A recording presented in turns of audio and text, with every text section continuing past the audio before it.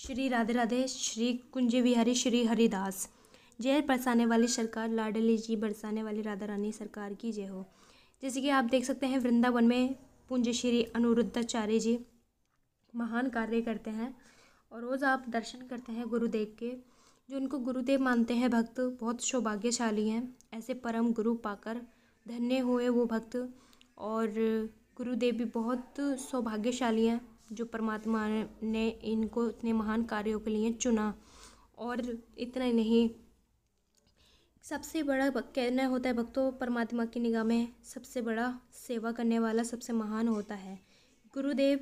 इनको इतना अधिक प्रिय लगता है सेवा करना कि बहुत इनको प्रसन्नता होती है सेवा करते हैं तो। और सेवा सिर्फ इनको ही प्रसन्न है, अपने लाइफ में आप भी को नोटिस करके देखना, किसी के साथ गलत करके देखना, आपको घबराहट और दुख महसूस होगा। लेकिन आप किसी का भला करके देखोगे, किसी के अच्छे साथ में अच्छाई करके देखोगे, एक अलग चेहरे पे स्माइल आएगी और अलग एक सुकून सा महसूस होता है। तो अच्छाई की और बुराई की पहचान बहुत धरती आसमान का फ़र्क है, बहुत अच्छे से हो जाती है। तो वैसे ही गुरुदेव पूज्य श्री अनिरुद्धाचार्य जी इतना सारा महान कार्य करते हैं। जिन बेटों ने माताओं को घर से निकाल दिया है, बेघर कर दिया है, तो उन माँओं का सहारा गुरुदेव बने, उनकी सेवा करते हैं। और उन्हीं की सेवा नहीं, महासंतों की सेवा भी करते हैं जो दिन रात भजन गाते हैं प्रभु का। उनकी सेवा करना सौभाग्यशाली है। और बांदरों की कहते हैं, हमारे हिंदू धर्म में बांदरों को हनुमान जी का रूप माना जाता है। तो हनुमान जी यानी कि बांदरों की सेवा करते हैं, चने केले और अनेक प्रकार के प्रसाद कर खिलाते हैं।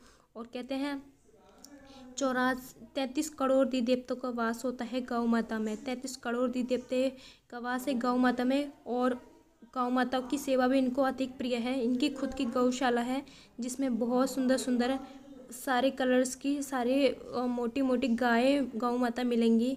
और जब ये इनके पास जाते हैं, उनको चारा खिलाते हैं, कभी समय बच जाता है तो उनके लिए चारा स्वयं खुद लेके आते हैं और उनकी सेवा खुद करते हैं। बिल्कुल इतना महान होने के बाद भी, इतना कुछ होने के बाद भी हमेशा वो सरलता सहजता में रहते हैं। कभी उनके चेहरे पे ना क्रोध देखा होगा, ना घमंड देखा होगा। और इतना ही अन्नपूर्णिमा सुबह से शाम तक चलती है। जो भक्त वृंदावन में जाते हैं यात्रा करने और महासंतों का रोज़ाना प्रसाद रोज़ाना पाते हैं, आकर गौरी गोपाल भगवान के दर्शन करते हैं। और इतना ही नहीं, रोज़ाना कथा भी सुनाते हैं जो गौरी गोपाल आश्रम में। और काफ़ी जो परिवार जुड़ा हुआ है गौरी गोपाल आश्रम से, वो सभी भक्त कथा का आनंद लेते हैं, कथा सुनते हैं और अपने जीवन में बहुत बहुत लाभ उठाते हैं। और कथा सुनना ही काफ़ी नहीं है, परमात्मा का अगर ज्ञान पाते हो सच्चे हृदय से तो लाइफ में उसको उतारो भी, समझो भी, उसको फॉलो भी करो। और कहते हैं गुरु के बिना ज्ञान मिलना असंभव है। ठाकुर जी की कृपा जिस पर हुई उनको गुरु प्राप्त होते हैं। और गुरु के वचनों पर गुरु का ज्ञान पाकर अपना भक्त अपने जीवन को बहुत धन्य कर देता है। कहते हैं ऐसी कोई गली नहीं जहाँ बालाजी की चली नहीं, जो राम का नहीं वो किसी काम का नहीं। और जो महादेव के भक्त होते हैं या किसी के बालाजी के भक्त होते हैं या माता रानी के, अपनी अपनी भावना है जिसमें भी जागती है। हमारे राधा कृष्ण जी में बहुत ज़्यादा भावना है, उनसे बहुत अटैचमेंट है। तो बस ब्रजवासी तो यही कहते हैं, सारे सुर त्यागे हैं बस एक ही सुर में बाजे हैं, हाल ना पूछो है मोहन हमारा, अब तो सब कुछ राधे राधे हैं। तो वृंदावन में आप कहीं तक भी यात्रा करोगे तो वहाँ पे कृष्ण कृष्ण भेदभाव नहीं करते। वहाँ पे सिर्फ एक ही नाम प्रेम से राधे राधे जपते रहते हैं। और 2 अक्षरों का नाम है हमारे श्री राधा रानी सरकार का, लेकिन कार्य बहुत बड़े बड़े हो जाते हैं अगर सच्चे हृदय से और बहुत सज्जता से भक्ति करो और नाम जप करो। कहते हैं नाम जपने में बहुत शक्ति है और इसी नाम को हनुमान जी ने भी जपा था, इसी नाम को बहुत से भक्तों ने महासंतों ने जपा है। कहते हैं राम से बड़ा राम का नाम है। जो राम का नाम जपता है बहुत ज़्यादा उसको जो असंभव है कार्य वो भी होकर रहते हैं। आप देख सकते हैं महाकाल के जो भक्त होते हैं महादेव के, वो अघोरी और महासंत, आप जब भी जाओगे हरिद्वार ऋषिकेश कहीं भी आपको महादेव की नगरी, तो वहाँ पे परम भक्त मिलते हैं बहुत बहुत महान के उनके सामने आने की भी हमारी क्षमता नहीं है। ऐसे महान भक्त जो परमात्मा में लीन होते हैं, ऐसे दर्शन हमारा करना हम बहुत सौभाग्यशाली हैं। तो आप जीवन में ज़्यादा कुछ ना कर सको। कोई ज़रूरी नहीं है भजन कीर्तन 1-1 घंटा करो या कुछ ढोलक मंजीरे लेके करो।